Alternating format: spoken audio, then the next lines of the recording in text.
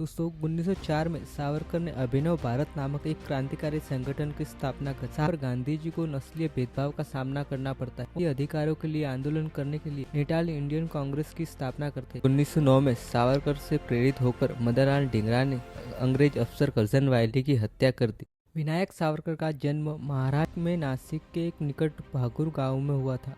उनके पिता का नाम दामोदर पंत और माता का नाम राधाबाई सावरकर। दोस्तों विनायक ने शिवाजी हाई स्कूल नासिक से 1901 में मैट्रिक की परीक्षा पास की। विनायक बचपन से ही पढ़ाई में अच्छे थे और इस समय ही विनायक ने स्थानीय नवयुवकों को संगठित कर मित्र मेला का आयोजन किया और इन नवयुवकों में राष्ट्रीयता की भावना जगाई। 1902 में मैट्रिक की पढ़ाई पूरी करके सावरकर ने पुणे के फर्ग्यूसन कॉलेज में बीए करने गए। दोस्तों 1904 में सावरकर ने अभिनव भारत नामक एक क्रांतिकारी संगठन की स्थापना कर। साथ ही 1905 में बंगाल विभाजन के बाद पुणे में विदेशी वस्त्रों की होली भी जलाई थी और बाद में बाल गंगाधर तिलक के कहने पर सावरकर को 1906 में उन्हें श्यामजी कृष्ण वर्मा छात्रवृत्ति मिली और यहीं पर सावरकर के रुके ने लंदन में पढ़ाई के दौरान सावरकर ने इंडिया हाउस में क्रांतिकारियों को संगठित करने का काम किया। दोस्तों अब हम बात करते हैं महात्मा गांधी की।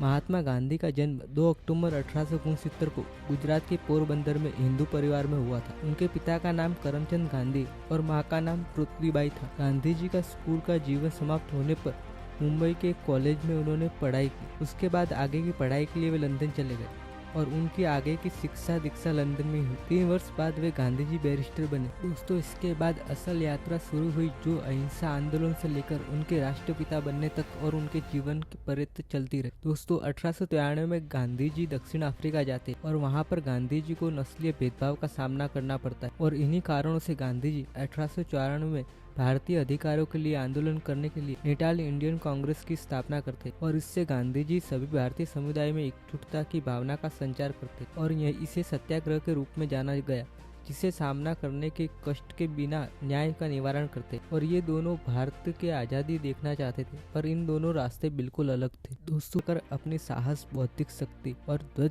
संकल्प से अंग्रेजी हुकूमत की नींव हिलाई। सावरकर अपने लेखन कला और हिंदुत्व के विचार के साथ सशस्त्र क्रांति में मानते थे जिसे अंग्रेजों की सरकार के खौफ खाते। सावरकर एक ऐसी विचारधारा है जो ब्रिटिश साम्राज्य के सबसे बड़ा खतरा है। वहीं दूसरी तरफ गांधी जी कहते थे एक आंख के बदले दूसरी पूरी दुनिया को अंधा बना देगी।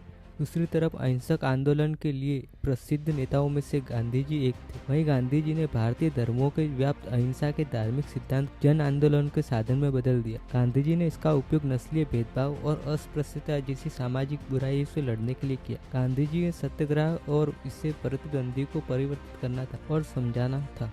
जब अंग्रेज 1857 के विद्रोह को सिपाही विद्रोह कहते थे तब सावरकर ने पहली बार उसे कहा था प्रथम स्वतंत्रता संग्राम को एक संगठित क्रांति कहा था। और दोस्तों सावरकर ने एक किताब the Indian war of independence 1857 भी लिखी और छपने से पहले ही अंग्रेज बैन कर देते। यह किताब भारतीयों के स्वतंत्र की भावना को बढ़ा रही थी और बस इस एक बुक की वजह से सावरकर अंग्रेज सरकार की नजर में देशद्रोही बन जाते हैं। सावरकर इंडिया हाउस में रहते हुए अपने दोस्तों को बम बनाना और गुरिल्ला पद्धति से युद्ध करने की कला सिखाई। सन 1909 में सावरकर से प्रेरित होकर मदनलाल ढींगरा ने अंग्रेज अफसर करजन वायली की हत्या कर दी और बाद में सावरकर के समर्थन करने के कारण क्रांतिकारी विद्रोह भी बढ़ गया था। 12 को काला पानी की सजा देकर सेल्यूलर भेज दिया जाता है। यहाँ पर कैदियों को नारियल का छिलकर उसमें से तेल निकालना और कोल्हू में बेल की तरह जोता जाता था। दोस्तों 4 जुलाई 1911 से 21 मई 1921 तक पोर्ट ब्लेयर की जेलों में रखा गया और वहीं दूसरी तरफ गांधी जी भारत लौट चुके थे और गांधी जी गाँव में जाकर साफ सफाई और किसानों के हक के लिए आवाज भी उठाते थे। गांधी जी की पहली बड़ी उपलब्धि 1918 चंपारण सत्याग्रह और खेड़ा सत्याग्रह में मिली। दोस्तों एक आजादी के लिए जेल में सड़ रहा था, दूसरी आजादी के लिए जन आंदोलन बदल रहा था। सावरकर ने हिंदुत्व का अवधारणा को भारत को एक सांस्कृतिक राष्ट्र के रूप में देखने की सोच रखी। दोस्तों सावरकर राष्ट्र की संस्कृति से जोड़ते थे, गांधी जी राष्ट्र को नैतिकता से। दोनों के रास्ते अलग थे लेकिन लक्ष्य एक था, भारत की स्वतंत्रता। गांधी जी अहिंसा ने दुनिया को भारत की ताकत दिखाई और सावरकर जैसे क्रांतिकारियों ने अंग्रेजों को डराया। दोस्तों इतिहास सिर्फ सही या गलत से नहीं बनता, इतिहास बनता है संघर्ष से, मतभेद से और विचारों।